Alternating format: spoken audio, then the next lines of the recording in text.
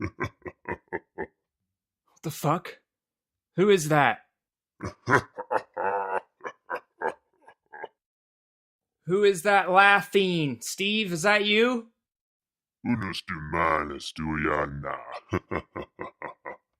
Okay, Steve, it's not funny anymore, bro. Come on, dude. Let me suck your nutsack. What? No. Come on. Just let me slap your sack around for a while. No. Welcome, everyone. Welcome, Knowledge Noggins, to episode 11. You're listening to Pick the Mind with your host, Chet Banks. We will pick the minds behind ghost stories. Let's tell some ghost stories. I'm ready. Are you? Now all we need is a nice night next to a campfire, but I guess this podcast will have to do, won't it, you fucks? So grasp your nutsacks. Grasp that vagina. Hold your teddy bears tightly, 'cause it might get scary. Maybe. Or maybe it won't. Don't forget to grasp your teddy bear's nutsack, too. So go get a treat and enjoy, 'cause treats are delicious. Especially if you're high on that Mary Jane. Oh, Mary. You slut. Here we go. Pick the mind. Let's begin with a texting story called Annie96 is Typing. I believe it was on the WhatsApp application. It was a text conversation that went back and forth. It is with the user Annie96 and McDavie. The conversation starts with Annie96, and this is how it begun. I'm assuming Annie96 is a female and McDavie is a male, so I will differentiate the two with my superb voiceover acting. Yeah, right, oh my god. And it begins with Annie96. You asleep? No. Guess you're not either. Can't. It's the wind. Sounds like cats fighting. What's your excuse? Studying. So that's what they call porn now? Annie, what the fuck? Not denying it? I still can't believe what Johnny did today. Me neither. That boy has issues. What the fuck? The wind's so loud. That doesn't sound normal. No wind over here, it's just rain. Lucky you. I need my beauty sleep. Damn right you do. What? You mean I look... Shit, I think I heard footsteps on the gravel outside. Get your crazy dad to check it out. I'm home alone. The fam's on holiday, remember I told you this. Really? Till when? We should hang out, wink wink. They really sound like footsteps, but there's something odd about them.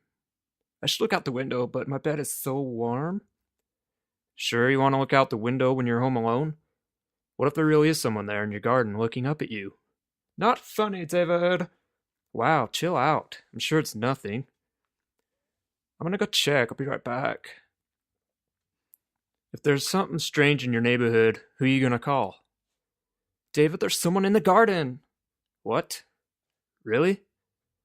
Yes, I can see a man's back. What is he doing? He's looking for something. On his hands and knees in the bushes. Haha. Must be high. Probably looking for drugs. David, this is serious. What should I do? Nothing. He'll probably just go away by himself anyway. Oh my god, now he's digging on his bare hands. He's ruining the garden. Shit. Oh shit, he's turning around. What does he look like? David, this isn't funny. What? How are you doing that?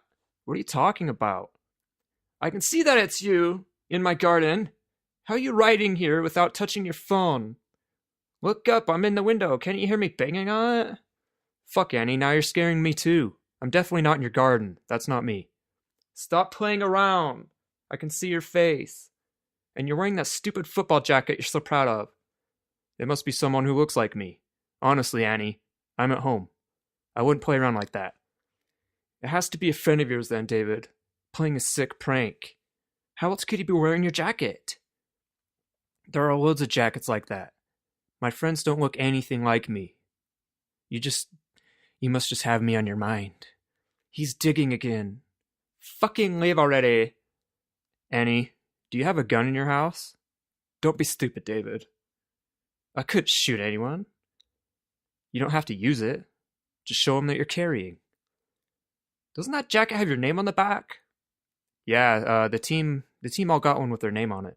I can see your fucking name! What? What the hell is this, David? Annie, that jacket is in my closet. Fuck! He's seen me! Why is he smiling like that? He's coming! Call the cops. Annie, pick up. I've called the cops. Told them there's a break-in attempt at your place. They said they're on their way, but it'll take about a half hour. Annie? Annie, are you there? It's in the house. Can't talk, I have to be quiet. The lights are off. I'm in a closet with a knife. It's hard to type, I'm shaking too much. Fuck. Hang in there, Annie, the police will be there in 20 minutes. Do you know where he is? It, not he. The look it had when it saw me, David. No person could look like that. Jesus Christ. Does it know where you are? No. I grabbed a kitchen knife when I saw it running towards the house, and I got in the closet when I heard it breaking in.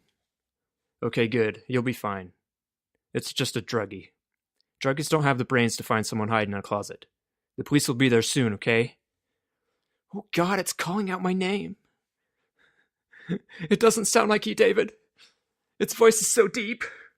Filling the house, filling my head. What is it saying? Come out, Annie. I just want to look at you. It keeps repeating that over and over. Have I gone mad? Is this what it feels like to go mad? Just 10 more minutes, Annie. Keep it together. You're so strong, okay? You'll get through this, baby girl. It's coming up the stairs, but so slowly. Irregular steps. Why does it look like you, David? Why does it look like you? I don't know, Annie. Please believe me. Please, you gotta fucking believe me, goddamn. Can you make it stop? Please make it stop. I would if I could. I promise. A motherfuck promise. It's at the end of the hall, David. I didn't say anything to my parents when they left. I was just sitting there listening to music, like kid. Is that the last time I'll see my parents? Annie, come on.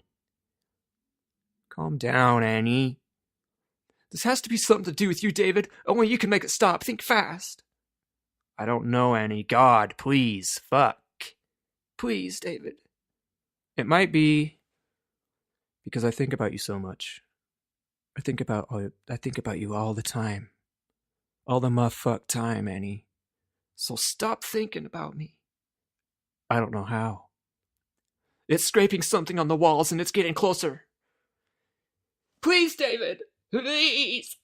I'm trying so hard. It's slowing down. Try harder. Whatever you're doing, it's working. It stopped. I can't hear anything. Really? Don't go out yet. Stay put there until the police get there. What should I tell them if he's gone? Everything, Annie. Everything you told me. I didn't know you felt like that about me, David. I'm so glad it stopped. Can you come over in the morning, David? I really need to see you. Of course I can, Annie. I'll be there. Great! I can't wait. Annie? Annie, how do I know this is you? And that's where it ends, Knowledge Noggins. Hope you liked my voiceover. I know it's cheesy. I know. But that was kind of creepy. Put a wrench in my throbbing hole, that would be weird. I'm sure it's just made up, though, of course. But bravo to whoever came up with that. It's an interesting little story. The next story is told by an unknown individual, as there is no name associated with this story. But it is titled The Whispers. And I will tell this story right motherfuck now. The Whispers. This is a story I do not tell often. I promise, sincerely, that this has scarred me for life, and although I have looked into psychological explanations for what I heard and natural explanations for what I occurred, they remain unsatisfactory.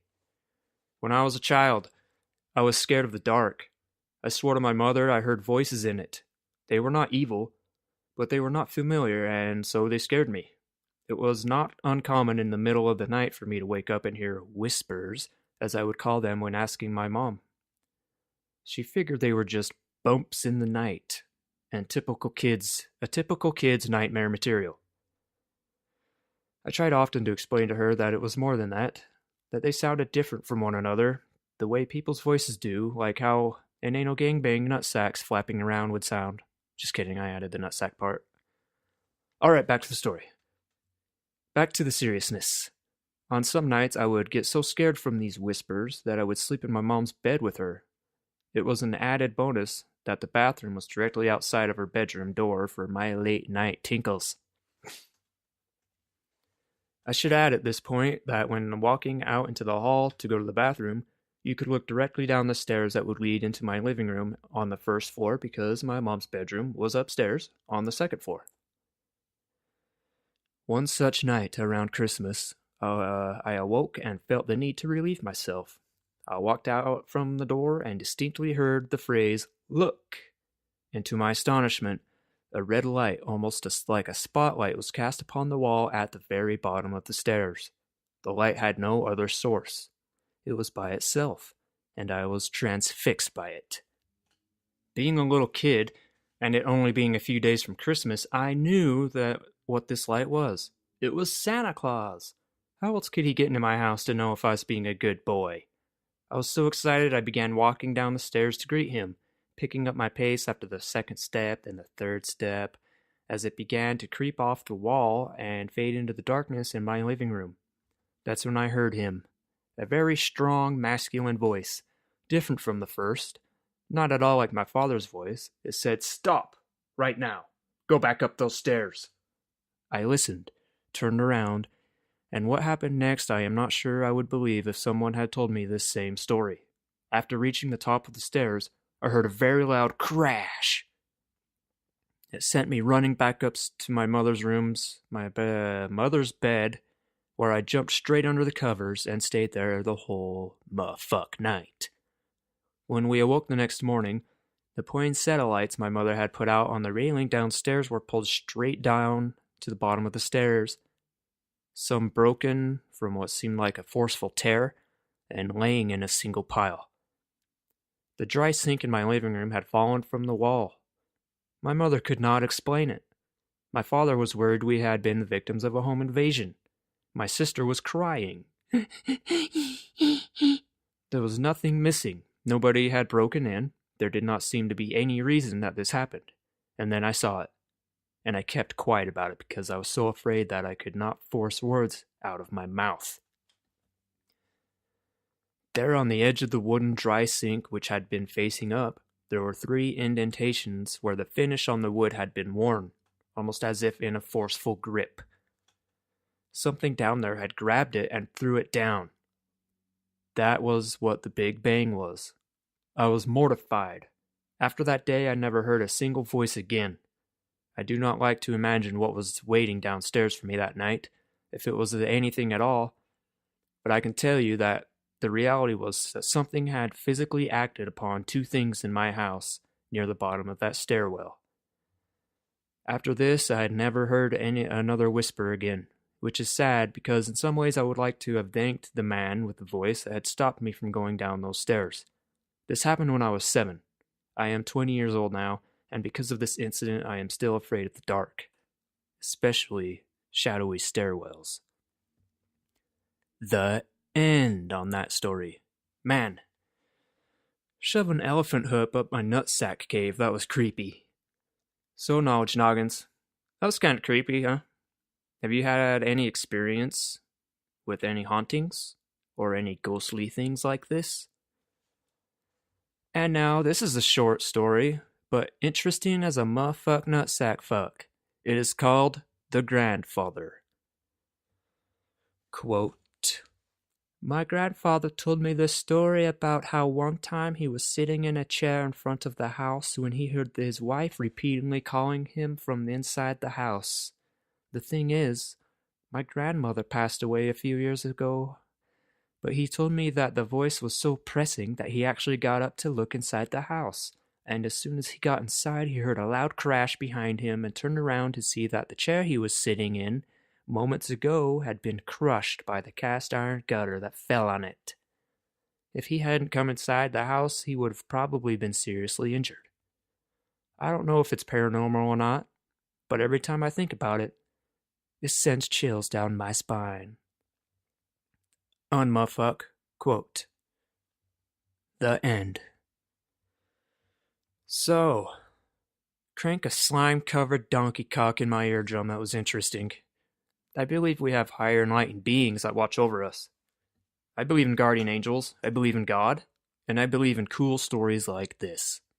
I'm not saying I believe in every story, but you never know what someone might experience. Here's another creepy story. Man, just reading things and preparing these for my podcast is giving me goosebumps, knowledge noggins. But I gotta do it. I gotta do it for you guys. For you listeners of Pick the Mind. I love you. This next story is called The Crib Shadow. Oh, I just got some more goosebumps. Creepy stories are scary. Anyways, again told by an unknown person. The Crib Shadow. I was babysitting my niece once while I was staying at my brother's place, and they had the baby camera set up so I could see her on the little TV it came with. I was studying and starting to doze off when I heard some whispering and realized it was coming from the monitor. I initially thought it was some feedback or something, but when I looked at the TV, there was a dark shadow near my niece's crib. I have never been more terrified in my life, but the shadow was clearly there where it had not been before. I ran into my niece's room and looked around and saw nothing, but I took her the hell out of there. I went back to the TV, and the shadow was clearly gone. I told my brother what happened, and he pulled me aside and told me not to mention it to my sister-in-law because she'll freak out. But that he had seen that something like that several times now with the same whispering. They stayed in that house for about 4 more years, and when my niece was just learning to talk, she would tell her mom about her special friend. To this day, it scares the fucking shit out of me. When they moved out, my brother told me my niece had become inconsolably sad because she would miss her friend. Her mom would tell her she could bring him along, but all she would say was that the man couldn't leave the house. We have never to this day told her about that damn shadow, and she apparently never saw it. The end. Creepy. Jeez. Fuck me in the ass with the twisted crowbar, that's creepy. Stick a stick up my ass, what's next? Well, this one is also creepy. Creepy is a sleepover with Donald Trump in a 2-man tent. And Donald Trump is wearing a Speedo, wielding a big purple dildo. Oh my god, no! This one is called Shadow. Quote, I didn't know that's what it was called until much later. I was living in a house in Laguna Beach that had been there since the 1920s. In its history, it had been a speakeasy, a brothel, and a house for smuggling illegal immigrants. One day, my new wife and I were having an argument. I can't even recall what it was about, but she walked down to get a cup of coffee and to cool off, and I was alone in the house. The way the place was built was incredibly haphazard. There was a bedroom and living room on one side, then a bathroom with 2 entrances. On the other side of the bathroom was a hallway that had windows in one side and 2 bedrooms on the other. From my bedroom, I could look across the hall into the bathroom, then through the bathroom and down the other hall. I was standing at my dresser, and I just noticed movement out of the corner of my eye and looked down there. There was, and honest to God, this gives me goosebumps just typing it, 17 years later, a black figure. It was maybe 3 feet tall, and it was only vaguely humanoid. It looked like a black scribbles, like someone had scribbled a human shape, but the scribbles moved, like electricity arcing. That's the best way I could describe it. There was no sound that I could remember. I distinctly remember when I saw it, I wasn't afraid, just like, what the fuck? Then it noticed me looking at it. I can't say it turned around. It just focused on me, I guess. Then I was scared. I didn't move, didn't scream, nothing. I was just frozen because it just fucking came at me. It rushed down the hall towards me. I have no idea what it intended, but as soon as it entered the bathroom, the door closest to me just slammed shut on it. I screamed. I yelled for my wife. She wasn't home. I went the fuck outside into the daylight and didn't go back until she got home about 10 minutes motherfuck later. I don't believe in ghosts. I don't believe I saw something supernatural. But I know I saw something. I don't know what it was. The end. Well, that's some scary ghost stories, huh? I haven't really had anything too scary happen to me. The only things that have happened to me personally were those UFO sightings I mentioned in the Aliens episode. That would freak me out, though, if I saw shit like that, Knowledge Noggins. Put a rusty wrench in your neighbor's ass, that would be pretty scary. Well, Knowledge Noggins, that will be it for this episode. I will probably end up doing a part 2 for ghost stories, since I'm sure there are plenty more out there. I'm not saying all of these are completely true, but they are claimed to be true stories from these individuals who shared them with us. So I hope you enjoyed this episode. Now I'll be speaking with you guys again. Oh yeah, I was thinking if I get a good amount of people to listen to my podcast, if my audience grows, I'll consider making some Knowledge Noggin shirts or hats. I think that would be pretty fun. If you are interested and I get enough feedback, I will get some apparel made up for all of you Knowledge Noggins. How does that motherfuck sound? Maybe I'll get some motherfuck hats too that say motherfuck. But you wouldn't want me to wear, me. You wouldn't want to wear those to work unless you can, unless your boss doesn't fire you. Walk around with a motherfuck hat. But I know I wouldn't be able to wear one at my job. Just couldn't do it. I would, but at home, I'll fucking wear a motherfuck hat or a Knowledge Noggin shirt. Or maybe I can make a shirt that says Knowledge Motherfuck Noggins on it. So again, thank you for tuning in. I hope you all had a great day or night. Don't think too much about scary things because you want a good night's sleep, guys. Go masturbate or something. It'll help relax you. Go watch the weird porn you watch. I don't know what kind of porn you watch, but it might involve a rusty screwdriver. Ew, gross. So much love and peace out.